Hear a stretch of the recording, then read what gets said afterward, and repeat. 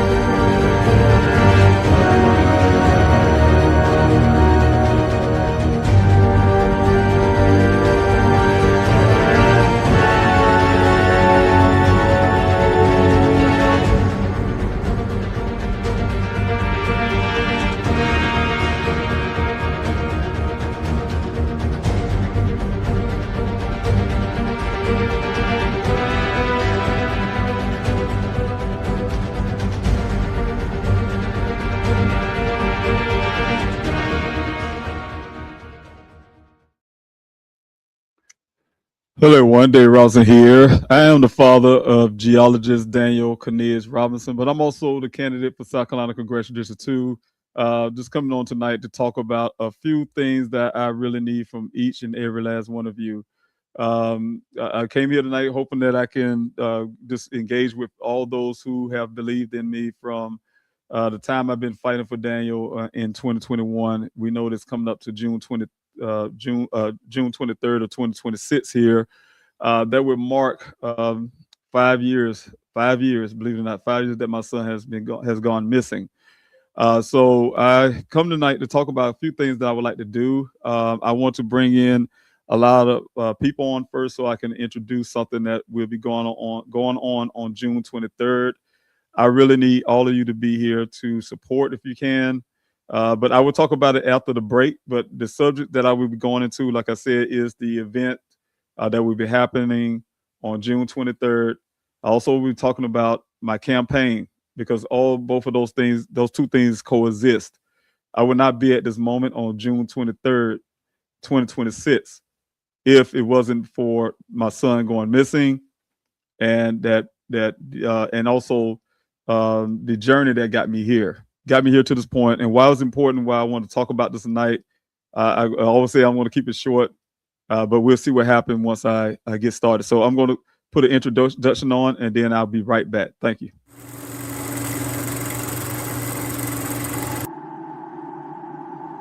When the lights and camera turn off, I will be here.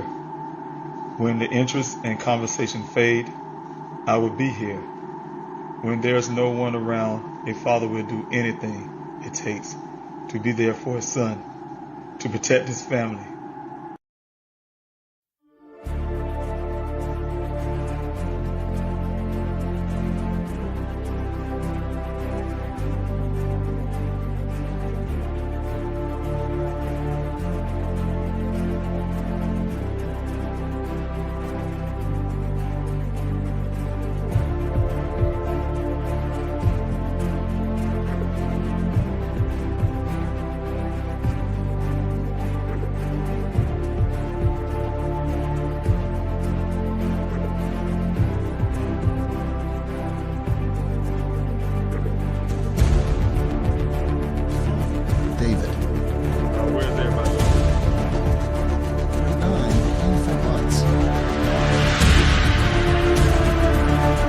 without these special people behind me, I wouldn't have a search.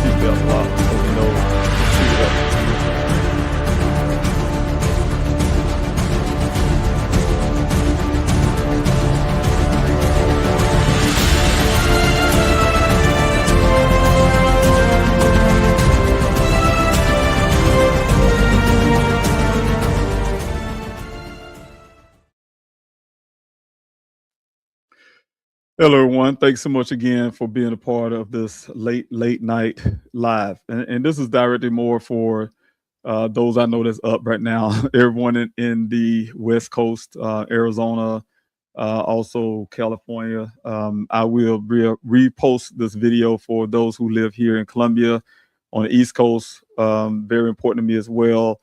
I just want to make sure that, I'm not disturbing anyone while they're asleep. I'm up late, so I wanted to make this video to talk about a few things that's been happening lately. As you know, that's coming up again to June 23rd. That is the 5 years that Daniel has been missing. My goal and my hopes was that I would find my son before this date. As the date get closer, you're going to imagine the pain, the suffering, the heartaches that comes along with it. Any parent would feel that. But I decided to run for U.S. Congress, and there's a reason why I'm talking to about both sides. I decided to run for U.S. Congress, not for David Robinson, but for everything I have been doing since my son have been missing. As you know, I'm a combat veteran, disabled veteran. You always got to forgive me the way I'm speaking. I'm very tired. Have some emotional thoughts about the 23rd, of course. Like I said, it'll be 5 years, so it's natural for me to feel this way right now. But like I said, I started to run for U.S. Congress, being a veteran, disabled veteran, have to deal with real life experiences. You guys know my background as a single father. Daniel, that's why I talk about the story. If anybody know Daniel's mindset, I would know Daniel's mindset. So just the whole journey itself has been very difficult, very tough, but I kept pressing on. I really thank everyone who's been supporting me from day one, from coming out to the searches, to donating, to, encouragement. A lot of you have given me so many encouragement. If I go in the chat session right now, I'm sure I hear some encouragement. You don't know how far, Mr. Robinson, you're a great father, or we're praying for you. We hoping that Daniel come back home safely. What that really means to me, it means a lot, because again, I almost, you guys know I will do something on the 23rd of each year since my son has been missing. It started off with a day of remembrance. If you all remember, that was the first event in Phoenix, Arizona, where I was able to highlight other families' cases and stuff, talk about their loved ones, get them in touch with resources to help. So I've always been a community servant, always been a person that want to make sure that I'm not looking out for just my family and myself, but also look out for other people as well. So that's the whole journey. For being a little tired, I won't be able to articulate this the way I want to, and also because it is tough, and I have to be very honest. It's very tough to come up to June 23rd for various reasons right now. The fact that I don't have my son on day one, I knew I was going to do this. I knew I was going to find my son that day. I left and hopped in my vehicle, leaving Columbia, South Carolina, to make it to Arizona. I just knew I would find my son, quick and fast. That turned out to be, like I said, almost 5 years on June 23rd of 2026. But this run for U.S. Congress has been tougher than I thought. I started off in 2024, not knowing a lot about how to run for U.S. Congress. Had my heart into it to make a difference for the community that I've been working so hard for, and that's the missing American community. Also to identify why I'm running as well for my state here in South Carolina Congressional District 2, where I have been, or I think I've been aggravating families and friends when I'm arguing about what I see politicians do and what they don't do. And, you know, sometimes you don't get the courage to move or to do something different, to challenge, but yourself by going and run for office. That was never in my mind. I would complain about a lot of things, talk about a lot of things, get on social media, say a lot of stuff, but never in my million dreams thought I would be a politician. But when I saw a need, when I went to Arizona and I was fighting for Daniel and needed cell phone pings is the biggest thing that bothered me, and still bothers me the most today. Is why here in 2020, 2021 at the time, 2022 and 2023 and 4 and 6 here, 5 and 6, and we still have issues about getting utilizing technology that's available. So we had to get a new thinking. We had to have new ideas and a new way. And I came up with it when senators couldn't come up with it. Where telecommunication companies were very resistant. I didn't just give up. I kept fighting because I had everyone in mind and I had my son in mind to make sure I could do something to give back, something to make the life of families not hard as my family had to go through. What I had to go through with law enforcement, to you name it. That's another reason why I started the Daniel Rawson Foundation, to make the lives and make it easier for other families. So everything I have been doing from day one has always been service to everyone. Again, you have to hear me saying it's not a complaint. I'm telling you guys, it's not a complaint, but it's a feeling, because I am tired. You probably can tell I've been doing this for almost 5 years straight. No vacations, no breaks, no foot in the water like I always talk about. And I'll smile about that because I hope and pray. And this is the crazy part, June 9th that passed by. I thought it was going to be the win that I needed at the time. And I thought I was going to be able to take one weekend and put my foot in the water.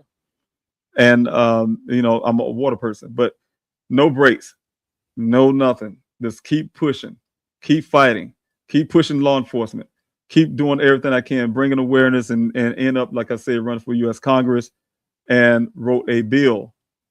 Sit down, try to figure things out, and figure it out. I had a insult, and I'm saying this to my everyone that follows and really support everything I've done, and have been not being critical, and have been very helpful to me and encouraging. I have, of course, when you run in politics, no matter how great a person you try to be, no matter how much great work you do or hard you try, and I find that with politics, it can be a very nasty game that some like to play. But you all know, y'all probably watched me for many years. You know I'm not playing any games. Again, not trying to do this for me. I'm very serious. I have a missing son. I know what pain that families are going through. I know what people are going through in my community. So all those things is a very serious thing. And I took this run for U.S. Congress in a very serious approach, even at my own expense, with a loss, with financial loss, to emotional loss, to everything. I still kept pushing because I know I need to do something bigger than myself. So that's how I approached it in 2024. I lost that election, and then I continue on into 2026. But this election here was a little unique and a lot different, because the more I have gotten into politics, the more, like I said, the nastier it had become. Because no matter how good you do, what you do, how well you do anything, there's always going to be someone there running for different reasons. And there's always going to be something there where they would find, they look for things to twist your words, or it could be any little thing they can utilize to try to demonize you. Like I told you before in the last live, I even had some that would say, when they find out which party you're affiliated with, and they'll say, for 3 years straight, you're such a great father. Oh, I wish you was my dad, and things like that. But then when they hear your political ideologies, and they say, oh, I thought you was a good father. So that's the kind of thing that we're living in when I say it comes to politics. So unfortunately, that's the way it is. But it often makes you want to just quit and move on. But then again, I had to keep reminding myself how important this moment really is, how important it is. It's not about David Robinson, but it's about everything but David Robinson. And that's the reason why I keep pushing. I can easily just take my retirement that I'm in right now and, like I said, go on this beach and put my foot in the water and relax my mind. But I have to keep pushing because it's more than me. It's bigger than me. But again, I did a debate the other night, and well, I'm going to back up a little bit. I had to, and I'm telling you all this, those who actually been supporting me for my son, because this is important. The reason why I say all of this, and why I had to, what gave me the strength to keep going. But June 9th was the primary election. I won it overwhelmingly by 41% of the vote. The problem is that many of you may know about politics. I have some reason have had 4 candidates in my party to run against me. The first time I ran, it was only 1, and we weren't even sure that was a real person.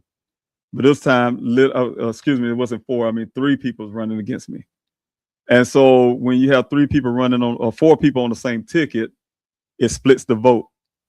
So it's nearly impossible to make 51%. You're supposed to have 50 plus 1% to be over the half point is what the rules are. And I made 41% of the vote, short, but I beat the other three candidates overwhelmingly. However, because you can't beat that threshold, you go into what is called a runoff. So they give the second place candidate an opportunity to go at it again. And so what's been happening though, when I had to look at the date of this, and when I finally, after the watch night, the election results, and I saw that I had to go on this thing called a runoff. And I can be honest with you guys, I didn't really have the full idea what a runoff is and how did that work. So I had to Google it, and I had to go find out dates and this and that, get myself prepared for the next part of this campaign stuff. And when I did that, I realized it was on June 23rd, 2026. And when I saw June 23rd, it blew my mind because I already had plans in my mind. You all probably remember, and I said this on the last live, 3 months prior to June 9th, I was coming to the public and say, hey, can you please help me with an idea for June 23rd, 2026, because I have a lot going on with campaign and I can't, I'm usually putting things together, but I want somebody to come up with a unique idea if I'm going to do an in-person event, kind of like visual or anything to try to bring awareness for missing Americans, or do it in a virtual way. And so, and I to everyone's credit, I have gotten a lot of calls and emails for people that say they want to help, but I couldn't stop because I was getting prepared for the June 9th primary. And my goal was after the June 9th primary to answer all these emails and texts for support to do that. But the runoff shortened that as well. But what I'm saying is, I have went to a debate the other night, and you all know my character, things I have been fighting for day one. And if you watch me for all this time, like I said, I have never been selfish. It's not about David. And, and also I have been fighting for many of your children. You all know I have children of my own, been a single father, raising my children, and also have scientists. I have always been uplifting. I have a young daughter, 19 years old, uplifting the youth. That's the reason why I have scientists, a geologist, as you know, a marine biologist that y'all probably didn't know, and also an archaeologist that y'all probably didn't know. And I have also my young daughter who is striving to be a robotics engineer in the same field like me, in a sense. I'm a computer engineer major. And also, so what I want to get to is, after I did the debate, in the debate, I had the candidate I'm running against me, decided to take words and go out there and say, hey, I have something against young people. So that affects young gentlemen running for office. I'm grateful to see young people running for office. Matter of fact, the candidate that's running against me is a few years older than my youngest daughter and a few years younger than my twin daughters and a couple years younger than Daniel. And so, to hear that is very hurtful because him and his campaign are out there saying that, and they're making it a campaign time. This is a congressional run. This is serious. This is a serious congressional run. It depends on the checks and balances. It depends on a lot of stuff. People receiving the things that they need. What you're really fighting for. And I know what I'm really fighting. I know why I'm in this campaign. I know why I'm in this campaign. It has nothing to do with me. And so to hear that this campaign is being turned into some type of how I want to put it. Older person against the younger person type thing. And if you guys know my character, it have never been anything like that. I'm just not that kind of person. But then it's turned out that I'm not smart enough.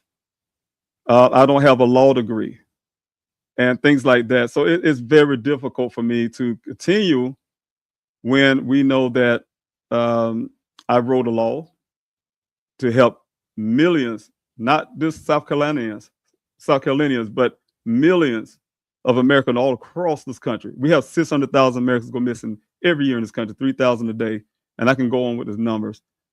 But this bill will help law enforcement with new tools and also families to help us find our missing loved ones. And somehow I'm not smart enough because I don't have a law degree. Again, I told you guys I'm a computer engineer major. I've been to college. I had to stop my college degree, pursuing my college degree because I had to take care of my family. A single parent. That's what parents do. That's what responsible parents do. You have to put your own career on hold sometimes to make sure you're doing something for your other children, doing something for your children. But the problem is, I also was smart enough to start my own business in trucking, own 2 trucks. But somehow, this campaign, they tell their voters that somehow I'm not smart enough. I'm not good enough. I'm a veteran, serve our country. I have a combat injury from being a gunner, IED blast. And somehow I'm not worth being a congressman to them. That's a slap in the face to every veteran that I know. Those who are in Congress, those who are not in Congress, also to the regular citizen. Because we have gotten so far to believe that the only way that you can get into Congress, if you're some kind, we have a Congress full of lawyers, and you see what they have done for us. But we have a lot of them that don't even have a college degree. We have a few of them that just have a GED, and they do some of the best legislation. Look at Daniel Robinson Law, the best legislation that this country, there's always something they create that will help the everyday American. But somehow these lawyers look out for their bottom line. We always see these lawyers. We need to see people. It's all about your lived experience. It's about people who have a passion, people who understands others, who have empathy, who would put themselves on the line, who would fight for someone they don't even know. Like you guys have been fighting for me when you come out there to the desert and my family and you have missing loved ones of your own. Those things matter to me. And I started really understanding the reason why God may put me in this place at the right time is because of this moment right here. It's not coincident that Daniel went missing on June 23rd. And the state of South Carolina decided to put a runoff election on June 23rd. Because you know what? When I've been hearing a lot of things in this campaign, when it's smearing my credibility, my character, it can make a person like me when you have a missing loved one and it's going on 5 years, make you want to stop. But then when I thought about it, I thought about you guys. I thought about the 600,000 Americans that depend on me with Daniel Robinson's law that I wrote to go to Congress with. And I wrote a second version that's right now running in the South Carolina State Senate, Judiciary Committee. And I thought about the people I don't know. I thought about the people in my community here in South Carolina that could benefit from my knowledge, my passion, my drive. Again, my drive. I have not stopped, and I will not stop. So what I'm saying is I have real reasons to run, but for some it's just a game. For some it's points. For some, it's a reason to say, hey, look, I'm a congressman. I have a reason to run, and the only reason I have is to help everyone that I can come in contact with, everyone that I can find ways or solutions and things like that. That's all I'm running for, and I want to make things better for missing Americans, our people that live here in our state, our economy, our veterans. I'm a veteran. I'm a disabled veteran. So again, I just want to throw that out. But let me go back to another main point that I have here. I want to say right here, I have an event that I'm going to do. So I want to put it up on the screen so I won't forget, because I do have technical problems a lot and my camera may go off. But it's going to be called America's Son, kind of like visual. 5 years later, from pain to purpose will be the topic. And I will talk about my pain and how it became purpose. We'll be hearing there'll be the voices of the missing. We have stories of hope, the journey that I took to get here. And also we will have an election watch party, because I was trying to figure out what I was going to do on June 23rd with everything going on with Daniel, and also with this runoff election. So I say, you know what? I talked to God about it. I prayed about it. And I said, you know what? I need to do both. David, do not walk away from anything that you worked on for the last 5 years. You have to fight for it. I don't know what the result's going to be. That doesn't matter, because I gave it my all. I gave it my all, and I don't regret not one bit of anything. So I think that night would be very special. And I'm asking each and every last one of you to please, if you've been following me for the 5 years, you've been supporting, you've been praying, you have been donating, I need you to show up, because I want all the families that's listening to me right now to please hit me up. The information will be on the bottom of the screen. I'm going to put it on the bottom of the screen now, where you can contact me. You can contact me and leave pictures. And the reason why I say leave pictures, because I want to be able to highlight your loved one's story. Give me some information about your loved one's story.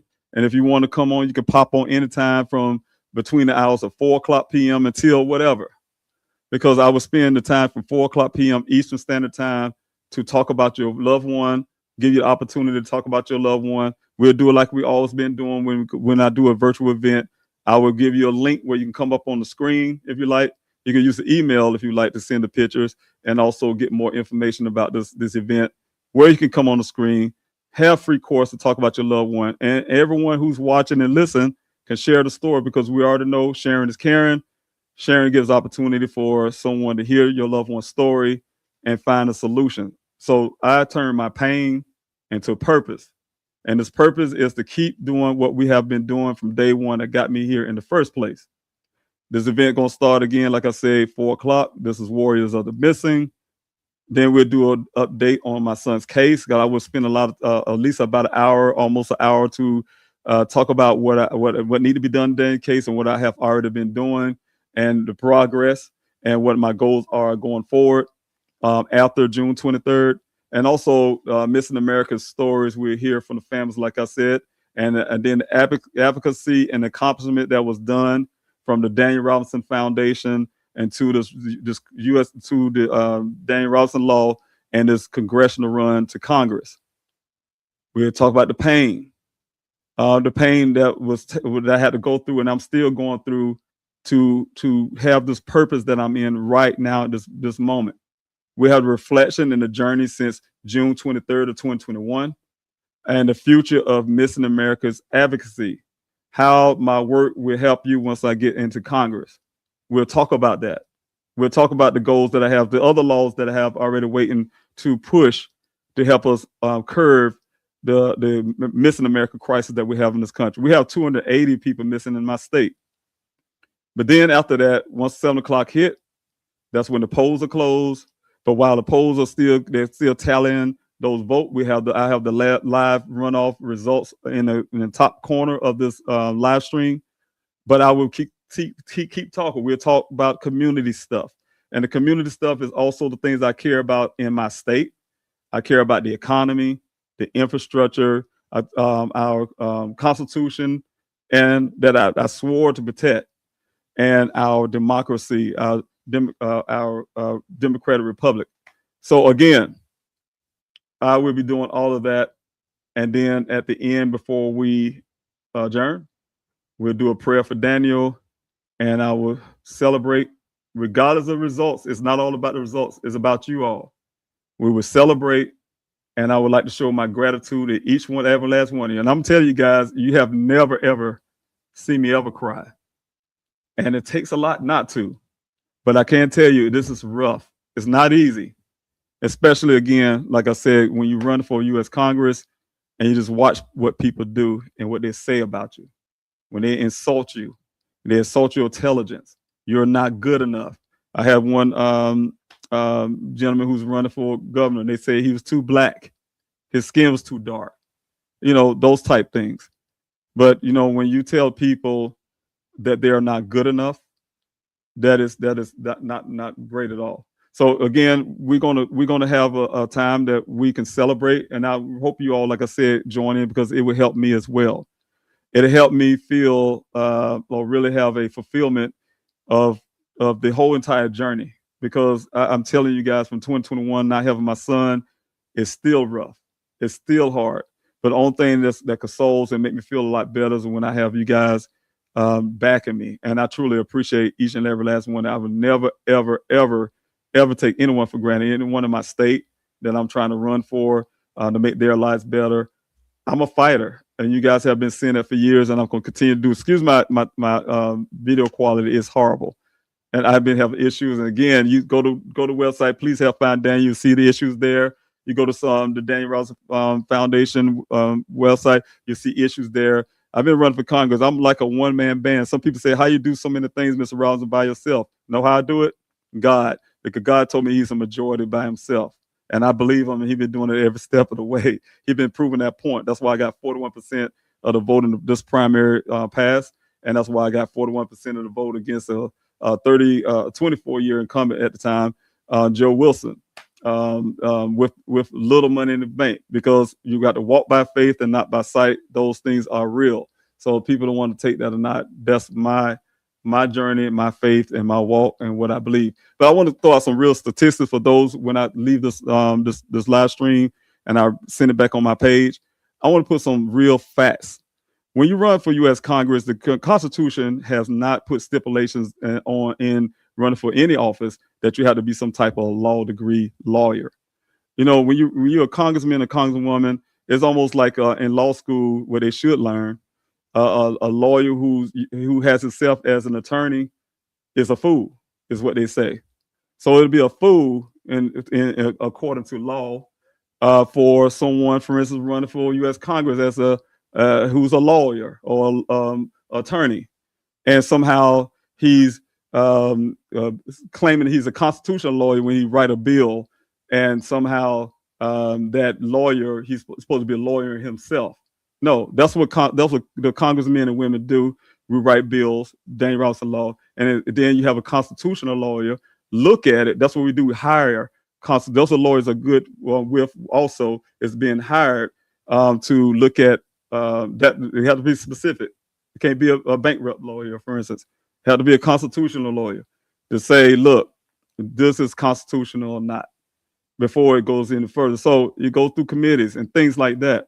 So the whole point is, one person told me I'm not smart enough to know anything about the Constitution. One guy said, I went to law school, I learned that in high school. That's civics, basic civic stuff, the Constitution. But anyway, I digress from that. U.S. Senate. I'm going to talk about it, and I have to put this out and this is not for anyone that's following me for Daniel stuff. This is straight to the campaign side of things, because I have to stand up and protect my integrity, my dignity, because I was really, really, someone really digged at my dignity and the respect. They disrespect me terribly. But what I'm saying is, we have many congressmen and women who are lawyers. We have more lawyers, probably 90-some% of lawyers in the Congress. And we see what Congress do, what they have done and what they haven't done. The most educated Congress we ever had in history came in modern day time. And if you look at statistics, the more educated Congress have been, the less they have been doing for the everyday people. Now, This is the requirements of running for U.S. Congress. You just have to be a U.S. citizen, born or naturalized. If you're naturalized, you have to be so for a length of time. But if you're born, you just need to be born of of citizen here in the United States. You have to be of a certain age. I believe that age is 18 years old. If you want to run for president, I think it's 25. But the point is, you're a U.S. citizen, and that's it. U.S. citizen, that's it. There's no, you need to have a law degree. You have to be Dr. David Robinson. You have to do this. You have to do that. One of the legislation I'm writing and working on is also, we talk about money into politics. And people ask me what kind of bills I still have written. I have 3 more I'm working on. One's going to hold me accountable when I become a congressman. And also, I have one to hold parties. When I say parties, we talk about money into politics, but the whole parties accountable. You know, if you want to run for U.S. Congress, as it stands now in my state, you have to pay, if you want to run for U.S. Congress, the House, you have to pay $3,480. And if you work at McDonald's and you're a U.S. citizen and you want to run for U.S. Congress and you making, I don't know what they make, but let's pretend minimum wage. And you can't, it's not easy for you to come up with that kind of money. So what's happening is they're controlling who going to be the candidates. They always keep a fresh supply of people who can afford it, because the people who can afford it are the same people whose tax brackets are a lot higher. And it's easier for them to look out for their tax bracket than it would be for them to look out for the everyday American. So those things make it very difficult. So we'll talk about that some other time, but I could name some citizens right now who do not have a law degree. And then I will talk about the ones who may not even have have any college at all. At least I have college. We have Mark Mullen. He's a business owner, former MMA fighter, construction. I'm looking off screen, you guys, because I have to, because I don't know this by heart. We have Rand Paul. He's a physician, MD, but he's I can't really get that one right there. It's cut off on me. But anyway, we have Rachel Murdoch, a pastor and a theologian. John Ossoff, an investigative media executive and journalist. And these are senators. Then we have, let's see, for the House of Representatives, we have Mike Boost. He's a Marine Corps veteran and small business owner, like I am a Army veteran and a former small business owner. And that's it. No college. All right. And then there's people that's currently in Congress right now.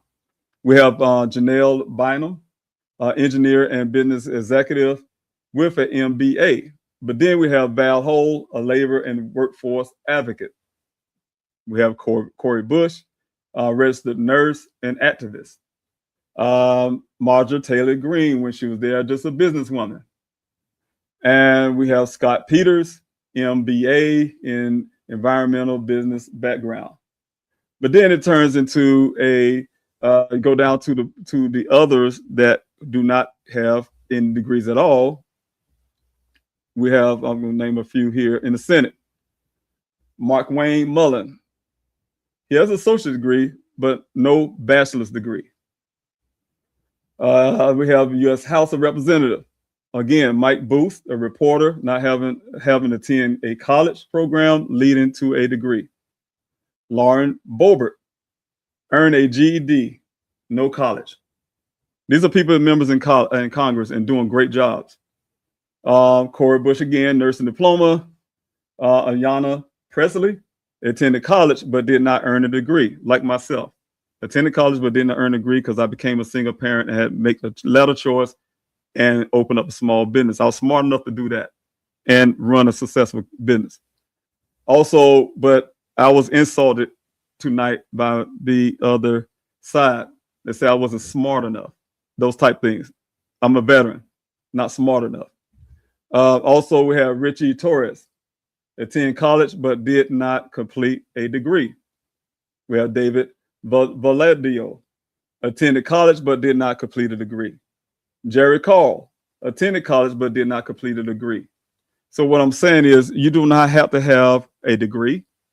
You do not have to have a law degree to write legislation. I proved that by writing Daniel Robinson Law and the other three. You do not have to jump through hoops and count something in a jar. You don't have to do all of that. You just have to be a United States citizen. That is your perfectly good right. You can run for U.S. President if you like. So again, when people insult you and they tell you you're not smart enough and you're not qualified, and that's the word they like to use a lot. You're not qualified. What is the qualification? Is writing Daniel Robinson Law and writing other bills not qualification enough? Serving my country, have an injury that I could have lost my life for our country is not being qualified enough. I mean, what is the qualifier to serving your country? I don't get that. So to me, it's a very much insult to everyone, and it's not indicative to someone saying they want to represent everyone in Congress. So again, I really had to say this, but I really want to, and because I'm feeling certain ways, you guys. I'm telling you, coming up to June 23rd, I have to deal with this kind of things, and at the same time, knowing that I may not have my son before that date, and also the fact that I love to do things for families to try to bring awareness and use that day for a purpose. But we're going to continue. We're going to do this thing, and that's the reason I'm asking you all to please join in with me. Please help me by doing that.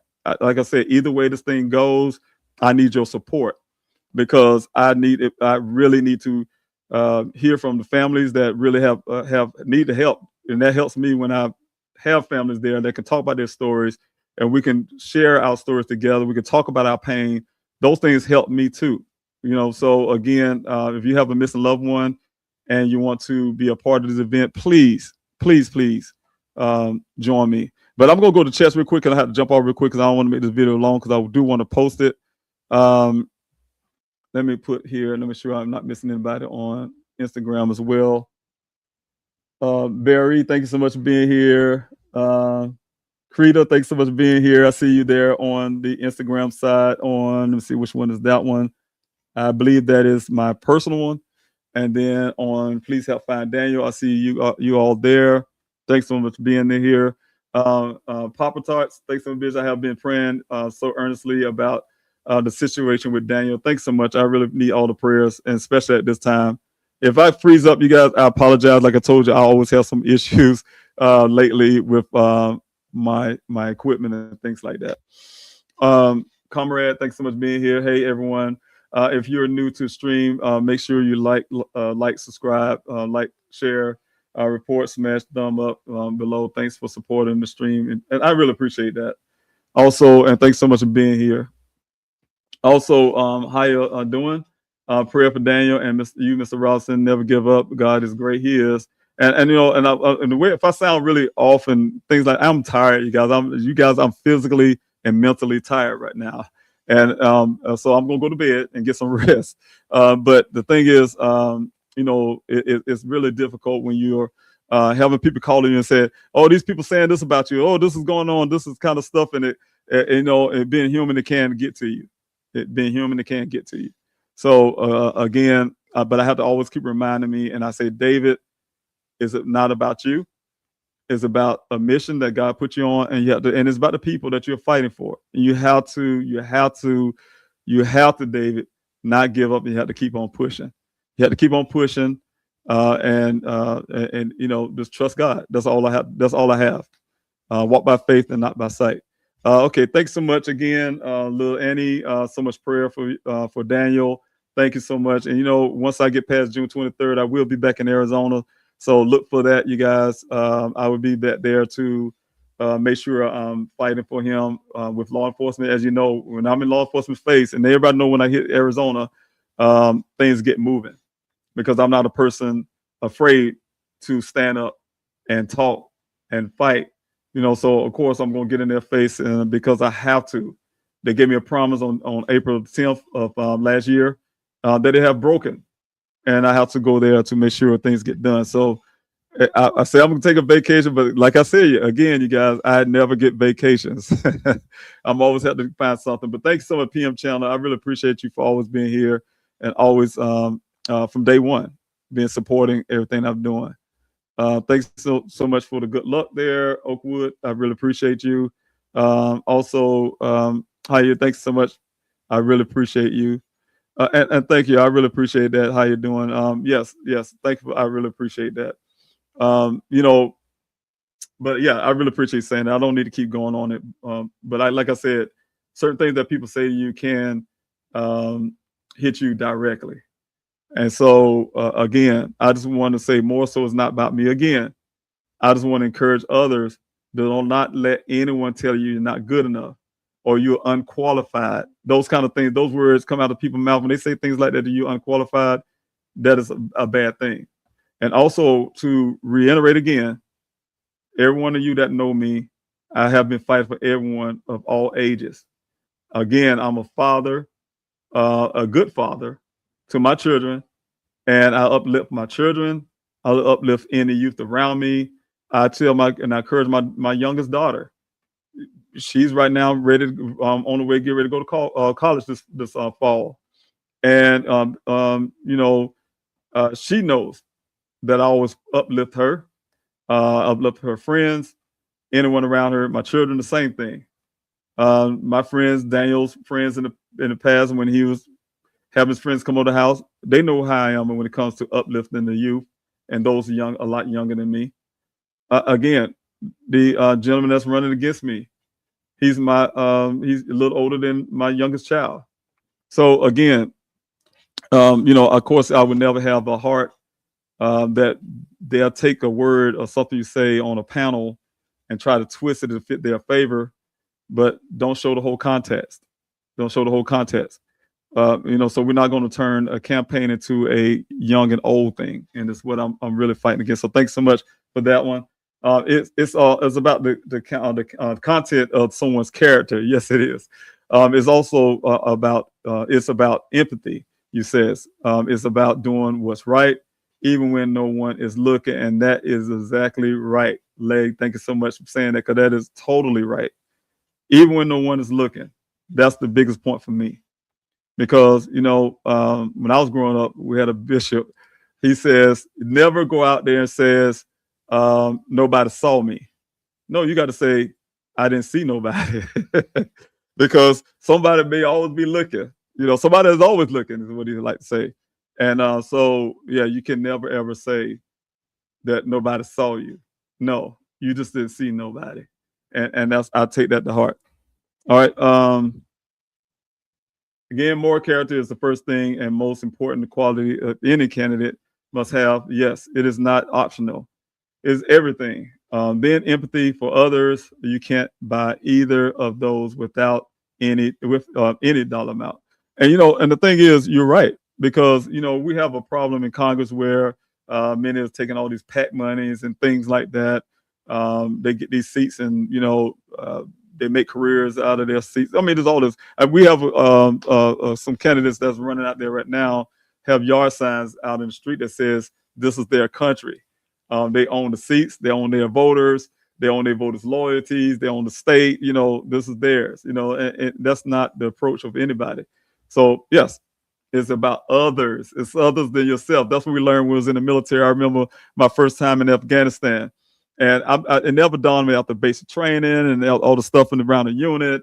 But when we went actually to war, I never forget when the first morning I woke up in Afghanistan, I was, you do hear them do their prayer, and that stuff was real. It was real. I was like, something I thought I'd hear just on television, but it was real. They do their prayers that early in the morning. I think that's kind of what woke me up out of my tent. And I went out there and I breathed the air. The elevation is really high in Afghanistan. And so I was breathing the air, and I realized how far away I was from the United States. And it's not like you just catch a plane or walk down the street in your home or something. And then I sat there and I looked up in the sky, and I felt a big sense of pride. I felt a big sense of pride. I said, you know what? I am part of something bigger than myself, because everyone back home is relying on everyone here that's right now here to keep everyone safe. To fight for our Constitution, our rights. I mean, everything. Everything was on the line. Your own life was on the line. So we go out to me and my battle buddy. I have my own battle buddy. But every time we leave the wire, we like to say, Every time we leave the wire, we pray because we don't know if we're coming back, and many of us didn't come back. But what I'm saying is, you join something bigger than yourself. And so, yes, it's never about you. It's about your character, who you are. It's not about money. It's not about anything. It's about your service. And I learned that very much in my service for this country. I really learned that, and I take it to heart. That's why I tell people, even before I ran for office, like when you raise your right hand, I never, when I heard the oath, it didn't say until you get out the military. It's a life oath. You take a life oath to protect and serve. So, and that's what I have been doing from the time I've raised my right hand and still continue to do so. I lose my voice, I'm definitely getting off. I'll keep talking. Make sure I'm not missing anyone else, and then I can go ahead and jump off. But thank you all for being here tonight. Real quick, it made me feel a lot better. I was feeling kind of, not really say too discouraged. But with everything said, my son, I was feeling really, really, really horrible, with the situation, and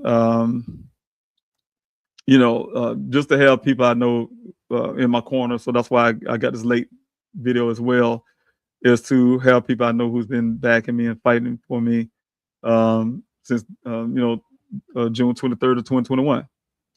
And so I really appreciate each and every last one of you. And again, like I said, I don't take anything for granted. I'm sorry I missed some of the comments. I'm trying my best to look at them and read them as I'm coming down, but I need to jump off. I am tired. You probably hear my face. I've been up since I think 6:45 ish.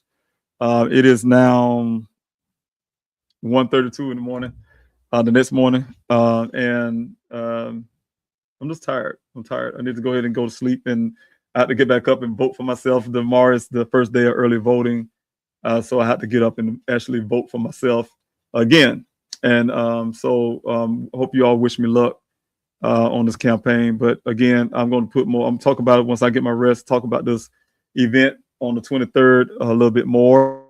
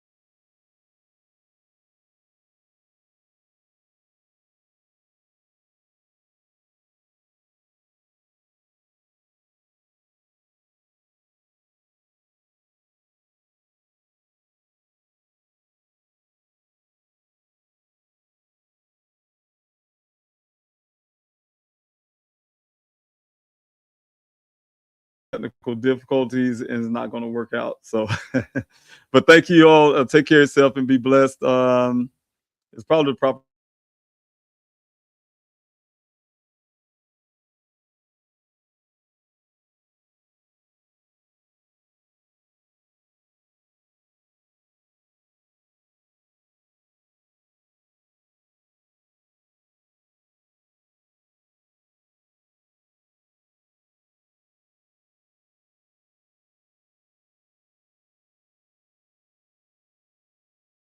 Thank